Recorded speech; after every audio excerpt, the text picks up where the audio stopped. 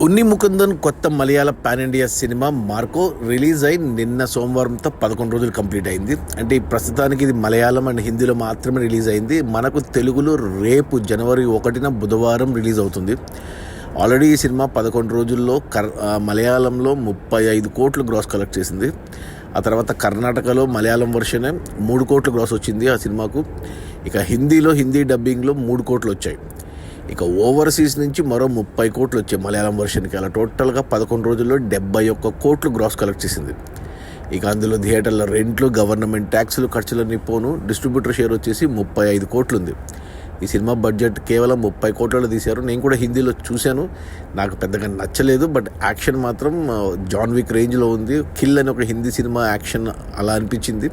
Second హాఫ్లో especially బ్రూటల్గా ఉంది action. రేపు తెలుగులో మరి ఎలా ఉంటుందో తెలియదు, కానీ జనాలు యాక్షన్ వైలెన్స్ నచ్చితే కానీ సినిమా తెలుగులో కూడా పెద్ద హిట్ కావచ్చు. ఎందుకంటే రేపు జనవరి 1కి 300 థియేటర్లో రిలీజ్ అవుతుంది మన తెలుగు డబ్బింగ్.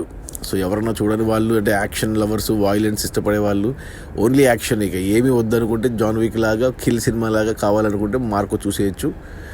అది ఈ ఉన్ని ముకుందన్ మార్కో బ్లాక్ బస్టర్ కొట్టాడు మలయాళంలో.